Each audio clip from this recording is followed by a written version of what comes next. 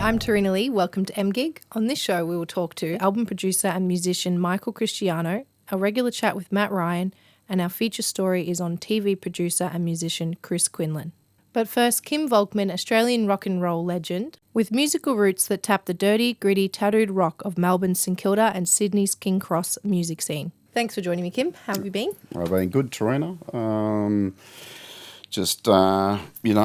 Going week to week with this whole COVID-19 thing that we're all a part of, unfortunately, at the moment. Do you want to give us a brief about, what you were up to prior to lockdown? Mm-hmm. You've obviously been in the community for a while. You're doing various different things, and give us, an idea of what you're up to beforehand.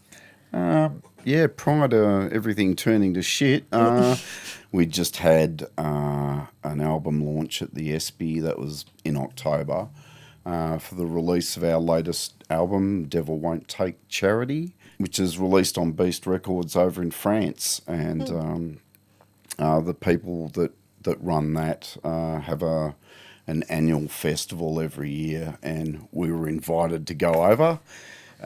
Which would have been on that plane next month going over to France. What have you been doing during lockdown? As a lot of musicians have to have a day job. Yeah. And look, standard. Yeah, it's standard, par for the course.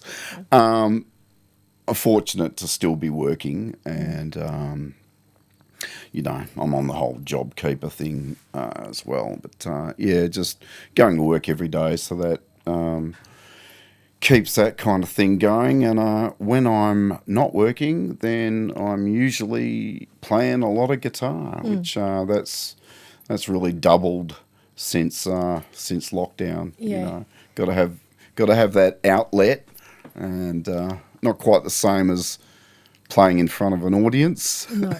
But it helps to keep me sane. And you mentioned before the podcast, you mentioned that you got to do a live stream at the Dogs Bar recently. Yeah. How was that experience? That's obviously new to you. That was my first experience, or it was the first one basically. And initially, when I was asked to do it, I thought, I don't know about this. I was hesitant. I got asked by someone else to do a live stream. I was hesitant to jump into that.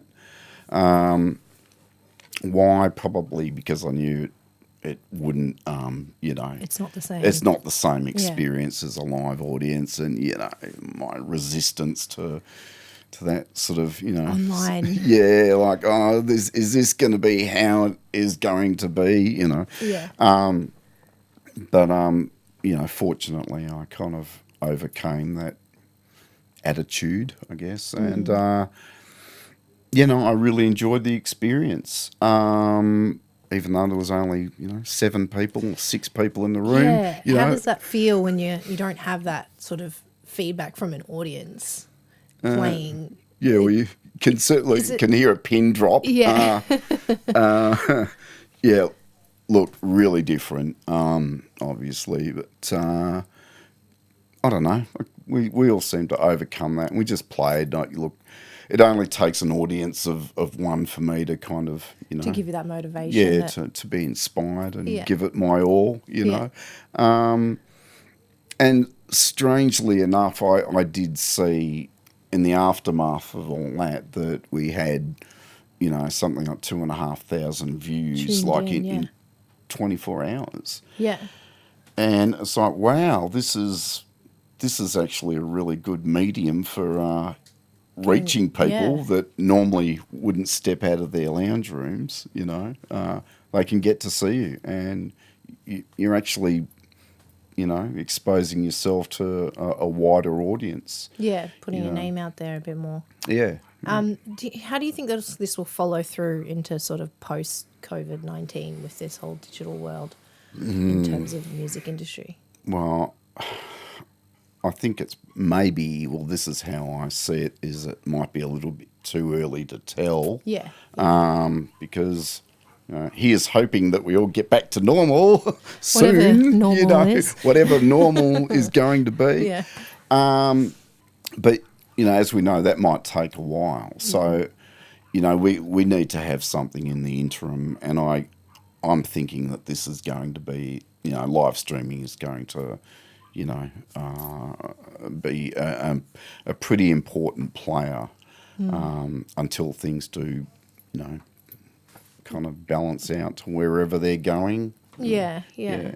In terms of like creating revenue though for musicians and sound engineers and venues and stuff, Yep. that usually that's where your money would come from when you're playing live shows. How do you think that'll have a positive or negative effect, that whole sort of streaming world? Because there's been different platforms that obviously there's you can donate, but does it really is it going to be sort of viable? That's the question. That is It's the already, it was million-dollar already question. slightly a struggle before lockdown, but yeah, interested. That's a hard one to judge. I mean, Sort of like you said, it's kind of unknown. We're sort of it's unknown. Still. I mean, I did think the other day, I thought, we've had about 3,000 views. Like, just think if everyone donated $1, whoa, wouldn't have to have a day job anymore. Be real good. Look, we did okay. It was all right. But, I don't know. It's just that thing, people want to donate. They can or they can't. And so, who knows, yeah. And I guess, would you have any suggestions for people that do want to, support the music industry at this time in terms of, supporting the musicians, venues? Buy an album. It's Buy an old school album, and buy a physical CD. Our album is available on Bandcamp. You can, purchase it through that. Just look, if you can buy bands merch, that would be a great thing, a really good thing. Yeah. Even before COVID, obviously, a lot of artists weren't making money necessarily off their records. Yeah. It was heavily tour based. Do you see that as a future for your band?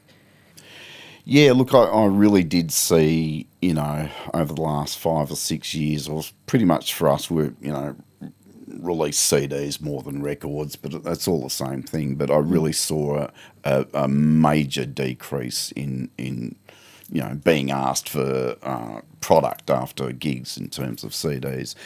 And I was always pretty reticent about jumping into this whole kind of Bandcamp thing, and I was resistant to it.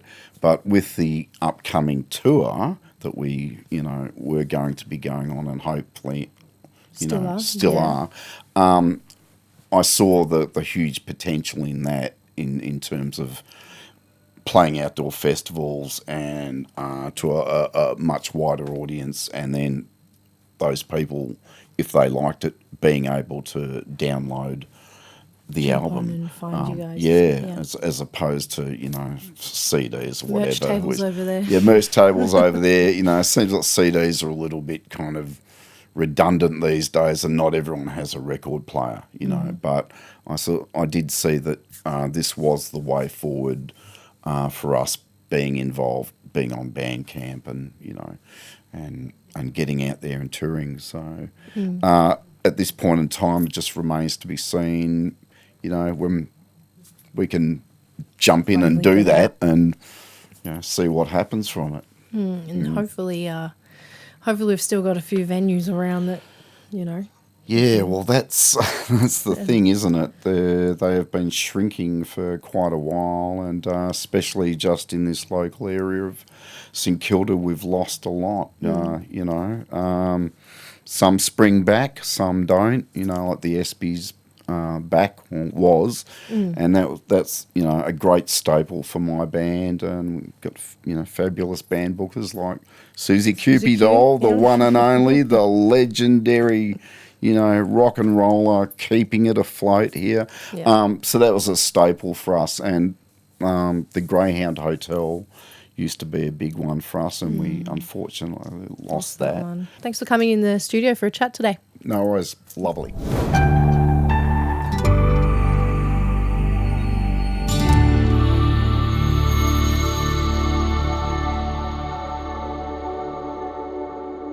Michael Cristiano is a music producer who not only produces for Universal and Sony Music, he also performs constantly with artists such as Joe Camilleri, Ross Wilson, Lisa Edwards, Paul Norton, Wilbur Wilde, Judith Durham, Russell Morris, Wendy Stapleton, and the list goes on. Now he is playing in the original Seekers, and that was the four Seekers before Judith Durham joined them in the 60s. Susie Q spoke to him earlier. Welcome to the Alex Theatre. Oh, thank you. It's lovely to be here. Great venue. Love it here. Yeah.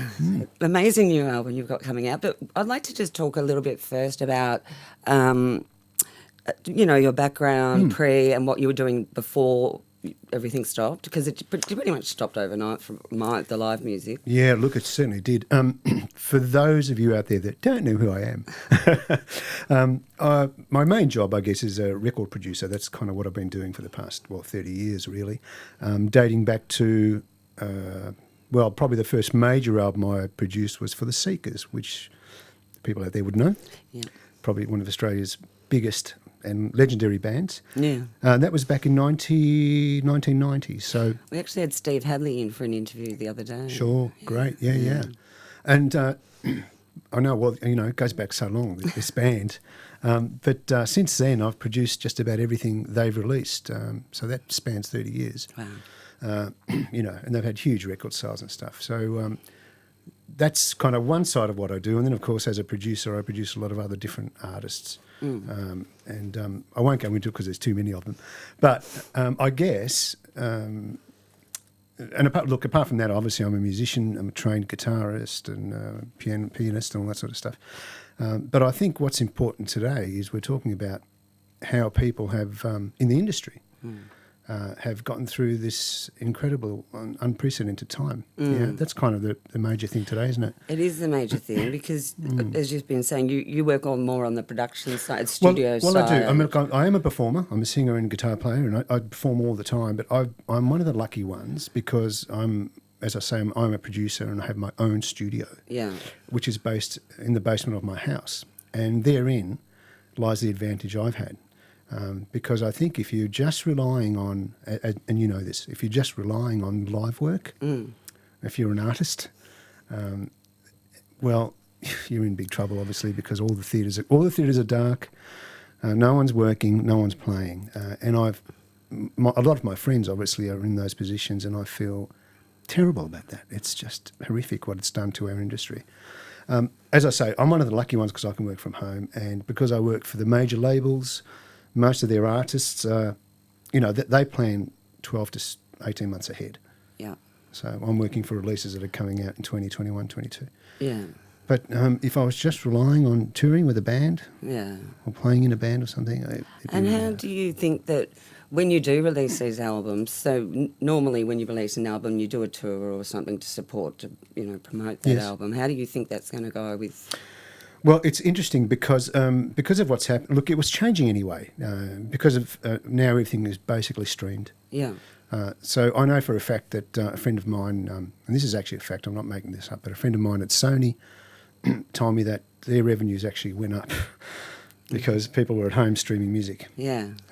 So they made kind of more money during the pandemic than before. I know a lot of my local artists who have been doing their own live streaming from home and things like that.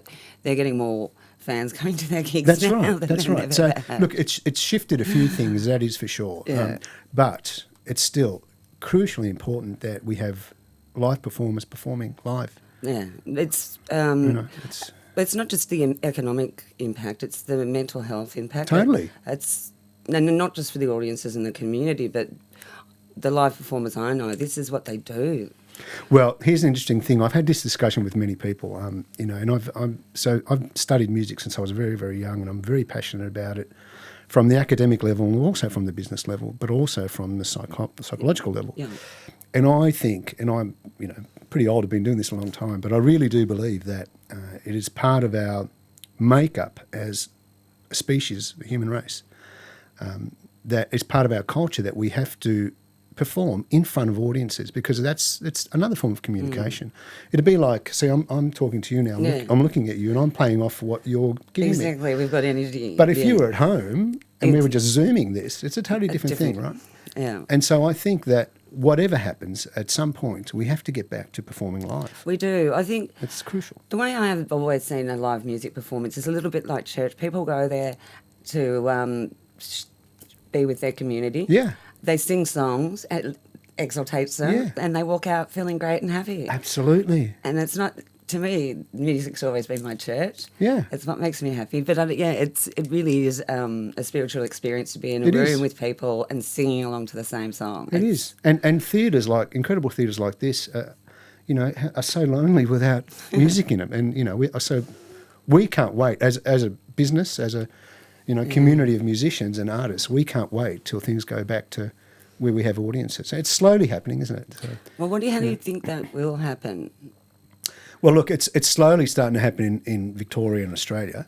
Do you think there'll be a second wave? Are you concerned about Look, putting on a show or going to a show? No, I'm not. I'm not.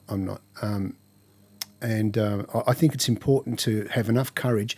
You have to maintain, look, you've got to have some brains about you and maintain some sort of social distancing and stuff. I mean, I'm not going to throw myself over everyone at a gig, right?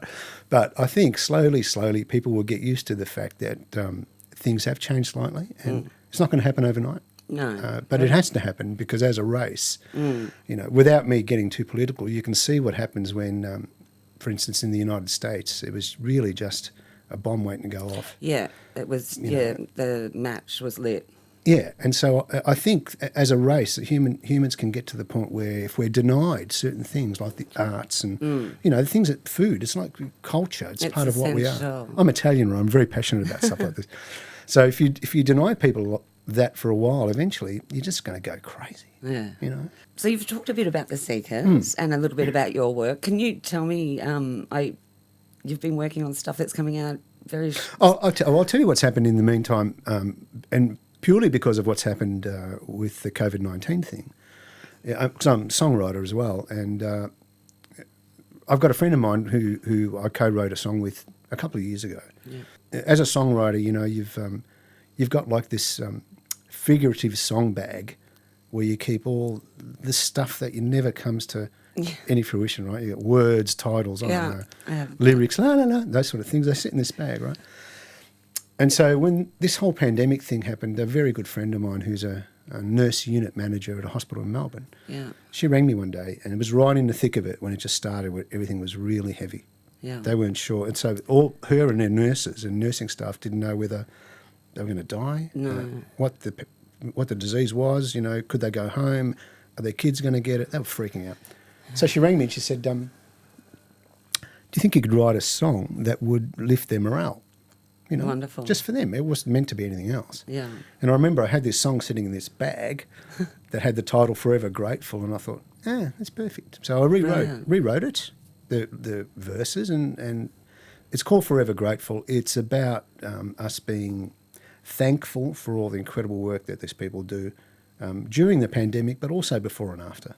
Yeah, absolutely. The doctors and nurses. Well, I think society's whole view on teachers, nurses, doctors, checkout people, everything's kind of changed because we've seen the priorities, are really, a solicitor in a high office somewhere doesn't matter as much as the checkout operator. Well, now. that's kind of true, isn't it? Yeah. That's kind of true. And I don't think there's ever been... there were a lot of songs written during COVID-19, but I don't think anything that was specifically said thank you to everyone. And it's even become... It's more relevant to me because I lost my dad 18 months ago now. My mum's still with me, but she hasn't been well. Yeah. So, I've been through the whole medical doctor hospital thing. They've been incredible. I've had another couple of issues happen in the family where, we've had to draw on the incredible expertise of amazing doctors and nurses and stuff like that. And so I thought, again, being Italian, Italy really suffered badly. Yeah. And I lost it was horrible. Quite a few friends that I know over there. Yeah. So I thought this is dedicated as much to them as it is to Australia and the rest of the world. In fact, there's an Italian version on there as well because I sing in Italian. So that's what this is about, and it's had an incredible success. It's been fantastic. It's lots of streams and lots of people are buying it, and so there's a couple of songs on there that are also. So this is an EP. Will that stand up? This is an EP actually. There's 5 songs on here.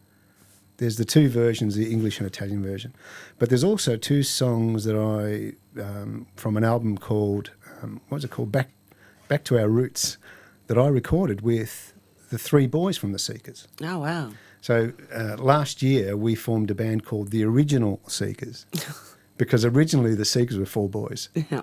That's how they started back in 1962, I think it was. Okay, so where did Judith come in? Well, Judith came in.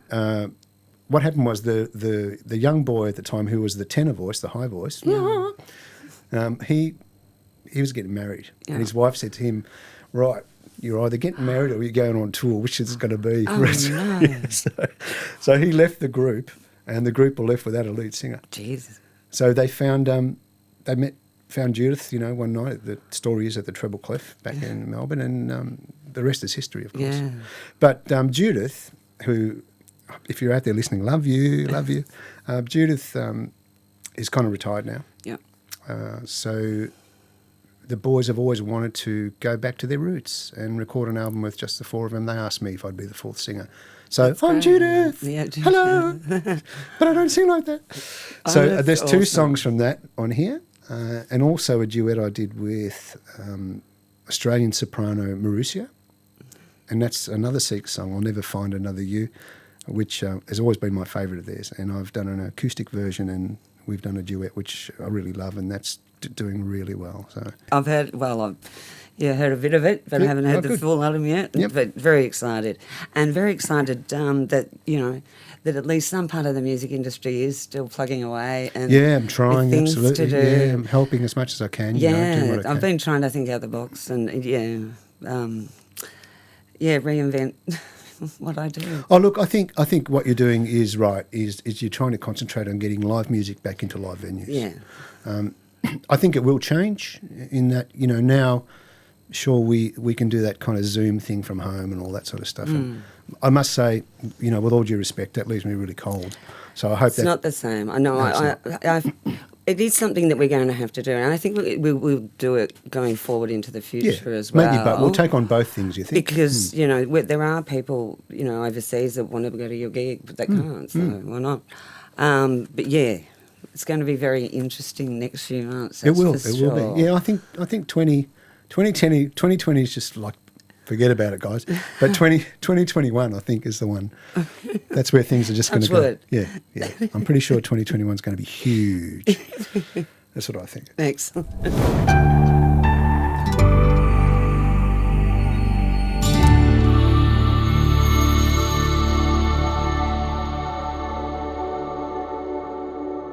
Our story this week features Chris Quinlan, who has created Melbourne's Musos TV show more than 2 decades ago. He has a collection of recordings of interviews, performances and clinics that include the likes of Terry Bozzio, Dennis Chambers, Billy Cobham, Virgil Donati, David Jones, members of Jethro Tull, and many others.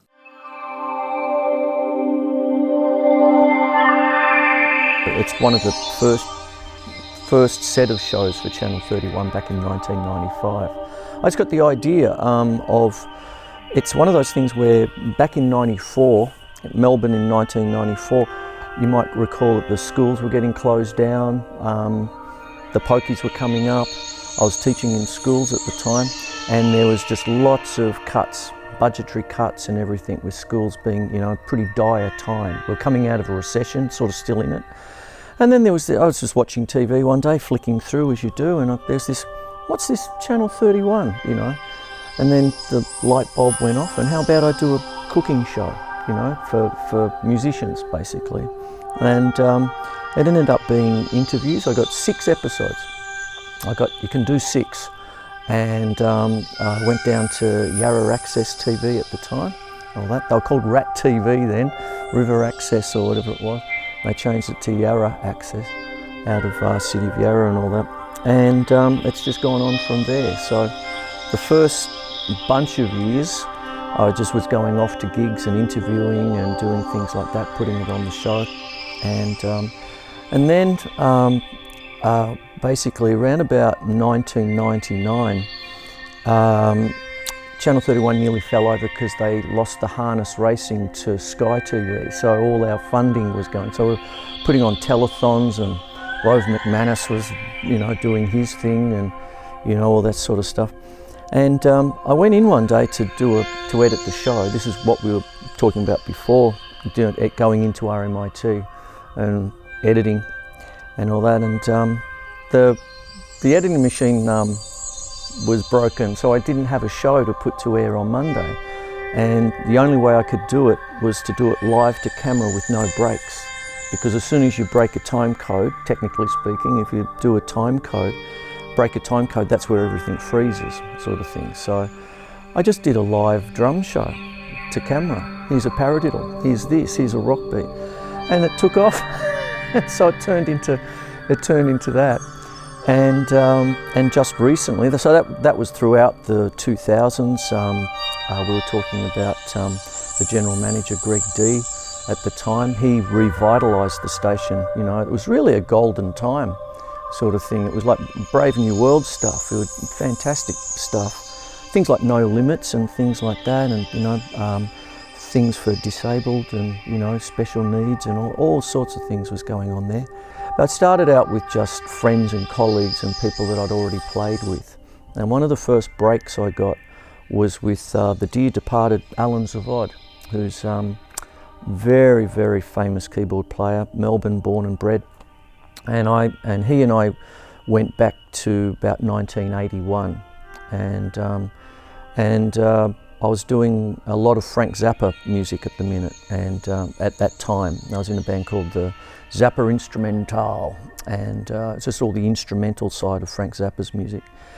And he ended up playing with Frank Zappa. So that was a big break for the band, for him to come and guest. That gave it a bit of street cred, if you wish. But as soon as I had him on the show, and we did a two-parter with him in his studio at his home, beautiful big grand piano, and just went through all his stuff, and no questions were off the table. It got quite tricky with the scales, and we got right in there with, the actual nitty-gritty of, is that a Mixolydian mode and all that sort of stuff, so all the really fancy stuff. And that was my first break. So after that, who have you had on the show? Well, I've had Alan Zavod. Oh, when do you want me on? That kind. And it just went from there. So from Alan Zavod, then it was people like Terry Bozzio, very famous drummer. And then one of my heroes was Billy Cobham. And these are the international people, but by once I was able to sort of do that bit by bit, and nothing would go to air without their permission, so there wasn't any gotcha or grab your moments or anything like that. It was just like, is that okay? The sound could be a bit better. Come on, that kind of thing. I need a bit of cash for that. So I basically, the bands and freelancing, I do a lot of freelance stuff or sessions and stuff. I did a session earlier in the year with Marcus Sastamoinen, who's a chap who, wonderful gent. We call ourselves the Debonair Gents, DJENTS, chunk chunk chunk. And but he's part of In Excessive and has a band called, or had a band called Degrees of Separation and all that. So I did a session for him at the start with Reggie Bowman at Reggie Bowman's studio, who's part of, he's involved with Southern Sons and bands like that. So just doing that. One thing I suppose I can say, I get asked to do these things in a few different places, especially the choir for the school of, the rock choir is what it was called last year, because I just got handed a chart, I know how to read music, so that's a bit of a bugbear of mine. It's like that gets you, that's, if you're going to ask me how I can still survive as a full-time musician, reading. Hey Matt, how you going? Hey Trina, I'm alright, how are you? Good, good. Thanks for joining us again. No, it's always a pleasure. I think it was interesting, Chris's little story there about his history in creating the Muso show for Channel 31. I think like how super important that outlet is for musicians or local musicians to be able to get on TV or community radio, and we're at the moment, right in this moment, we're potentially going to be losing stations like Channel 31. How do you think that's going to affect our local artists and had that outlet and now might not have the opportunity? Well, it's going to be a massive gap to fill. I mean, really, you've got Rage on ABC and I think there's one on Channel 10, but there's really bugger all on commercial stations. So 31 has been a bit of an outlet for local musicians, but also sort of niche markets. You know, there's been the 700, which was produced by RMIT, Noise Sing TV, and all that.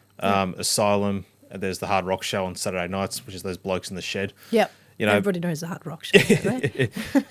But yeah, they've also got the niche shows like the Spanish Show and all that sort of stuff, where they have flamingo bands playing and all that sort of stuff. So whatever the tiniest niche market you think of, there's probably going to be a show on 31, much like there is on Triple R or PBS. If you're a fan of a genre of music, there's probably a good chance you can find it on 31. And sadly, hopefully that gets to stay. Yeah, I hope so. It's looking great at the moment, but Yeah. we'll keep our fingers crossed and hopefully something comes through. And you mentioned you helped some bands jump on Channel 31. Yeah, so there was a band, The Vagrants, I was doing some publicity work for, and they had an album out, and they also had a video clip for one of the songs. And I just jumped at the chance and said, I'll have a go. Yeah. And so they gave me a stack of DVDs, about 10 of them. They said, all right, best of luck. So I just sent them off to whoever I could think of. And 31, as I mentioned, Asylum, Noise, and 1700, just basically sent them in the post and sent an email. And they said, yeah, we got it. We'll play it. With Asylum, they said, we'll play it this coming Tuesday night. And they also played it a few. I kept watching. They actually played it about 3 or 4 times, which was actually great. It wasn't just the rare golden, all right, here's your play, now go away. But with 1700, they actually offered the band to come on and actually perform and have an interview. So Yeah, because they often have people on there performing. yeah, and it was just as simple as just seeing an email. I didn't have to jump through 20 hoops or whatever. I just get on. got straight to a producer, and they said, yeah, how about this time? And the band said, sure, and that was that. Yeah, because like you mentioned 1700 especially, it's run by students mostly. So it's sort of like their first, way into the industry, getting that experience and being involved in music. Obviously, a lot of the students that get on there are interested in helping promote or getting involved in the music side of, the industry. So it's such a shame for them to lose that. Yeah, so it's not just the bands with the outlet to get their music out. It's also presenters. Like as you said, 31 has been a great outlet for someone to get their exposure. So with that gone, where are you going to go to get the exposure? Your first go, Yeah, for the show reel. yeah. We still got community radio, but it's it's different, isn't it? Yeah, and also shout out to my friend Bernie Carr, who was the man who put 31 on the map with this show, Richmond 31210. Yeah. Thanks for joining me, Matt, as always. Thanks, Tarina. Pleasure. We'll see you in the next show. Look forward to it. That's all for this week. If you want to contact us, send us an email at ideas@studioemedia.com.au. Thanks for watching. See you next time.